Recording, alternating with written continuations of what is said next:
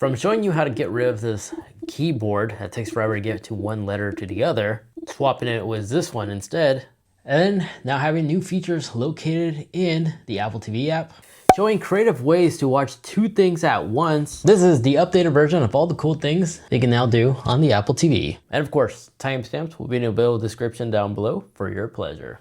Let's start off by going over this new profile select screen. This is pretty cool, but a lot of people may find it kind of tedious because you always have to constantly click on it to sign in. You could disable this, especially if it's just one person that primarily uses the Apple TV around your household. So simply just select your profile and then just go into your settings. In the settings, go into profile and accounts. And where it says on the very top right here, where it says choose profile on the wake, just turn it off. And just make sure the default profile is selected, and that'll be the account that will always be automatically signed in. But now let's say you have somebody who doesn't have an Apple ID and they also want to have a profile. You can always go back into your settings, go into profile and accounts. From here, go down, select add profile, and then on the very bottom you could create a new profile. This way you don't have to have an Apple ID. If you quickly use the remote and you long hold on the TV icon above here, you can select your profile and sign into your correct profile right here. All the apps you sign in, as well as the apps you rearrange, will automatically be synchronized across your own profile.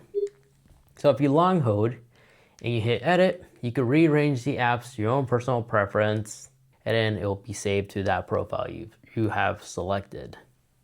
So the little advantage right there. Now on the top portion of the screen right here, your status bar, this is where you'll see a bunch of your notifications as well. It's always important to pay attention to this because sometimes it will tell you if your Wi-Fi is connected or not, or if your Apple TV remote is low on batteries like ours is. Now let's talk about understanding the physical buttons on your controller. A long hold on a TV icon, of course, will take you to your app switcher, control center, profile selection, or even your smart home settings. But a double tap, it'll take you to your app switcher. And from here, you go back to some of your previously open apps, and a swipe up will cause it to automatically force close that app. So if there's an app that's acting buggy, you can force close it and reopen it that way. And then a double tap on the back arrow will take you to your home screensaver. And a single tap will take you back to your home page. But if you find yourself like inside like an app, like deep inside an app as an example, and you play like a movie, if you just quickly long hold, it'll automatically take you back to the default main menu. But now let's say, for example, your Apple TV remote's acting buggy, it's not responding to your command. You can quickly reset the remote. To do this, simply long hold on the TV icon and then hold down on volume down and just keep doing that for about 5 seconds. And this will do like a soft reboot of the Apple TV remote, which should resolve any bugs, especially if your volume isn't responding. And it should say connected on top when everything's back and running normally. Now when typing something up, when using the keyboard, this keyboard up here can be very tedious because you have to do a lot to get to the other side. If you'd like to swap it with a better keyboard, just go into your Apple TV settings and simply click on General and then go into the keyboard and layout. By default, it'll be selected on auto, select grid. Now, if you ever notice you gotta type something up, you have a traditional keyboard right here. Traditional layout, it's easier to get to one letter to the other, much quicker. But of course, you may also be able to quickly click on the notification that may pop up on your Apple device, and you could type up anything you'd like to type up for your Apple TV on your device right there, so long as it's paired to the iCloud account. So like your iPad, your Apple Watch even, and your iPhone. But of course, you can always use the dictation button right here on side of your remote for a quicker typing experience. And just real quick, guys, if you've been enjoying this information so far, if you could kindly take 2 seconds and hit that like button and like, those really do help out the channel because those allow the channel to be powered by you guys, the viewers, which is why you don't see brands taking like a minute or two off your time to me telling you to subscribe to like a VPN or something like that. Thanks to you guys, we don't need brands to power this channel. So big thank you to those that just took the time to simply hitting that like button and like. Really does mean a lot. Let's carry on. Now, Apple TV now has Formula 1 support. By this, I mean, if you go to the very right on this little toolbar on the side, I meant to say left, but if you go down to Formula 1, the Formula 1 menu is brand new. And now if you scroll down, you can look at some upcoming races as well as practices, all categorized on the upcoming dates. And you can actually select one. You can hit add to have it so it automatically records. And on the bottom over here, you also have some bonuses now too, such as the rules changes, updates, and more informative information. If you keep going down, you can see additional goodies as well, including upcoming tracks and so much more. It's pretty cool. Now let's say you like to watch something, but also have another little mini display on the side of your screen, watching two things at once. It could be something you're personally watching and your spouse wants to watch something else, or your kids as an example. So if we go into our Apple TV section as an example, and let's just start a quick video.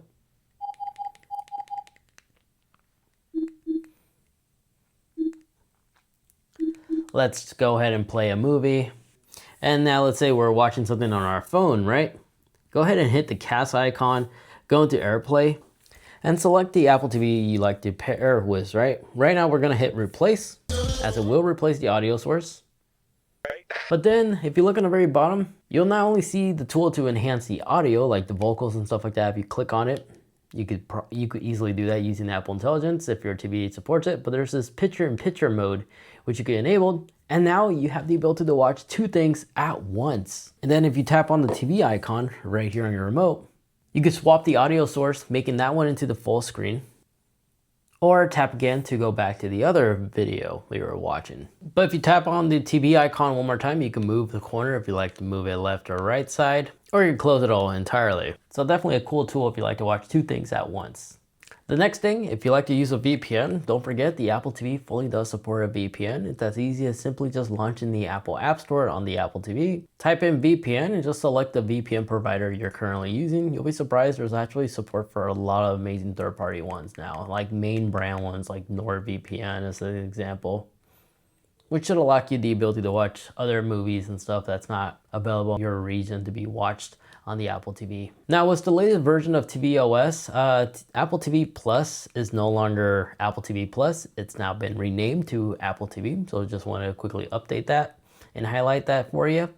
But that's not what I want to go ahead and show you, because some of these glass icons, if you move the trackpad around ever so slightly, it does cause like a 3D effect, which is kind of cool. A little Easter egg right there, especially if you go over the arcade app as an example. You can move the joystick left to right ever so slightly. It's kind of cool. Nice little bonus right there.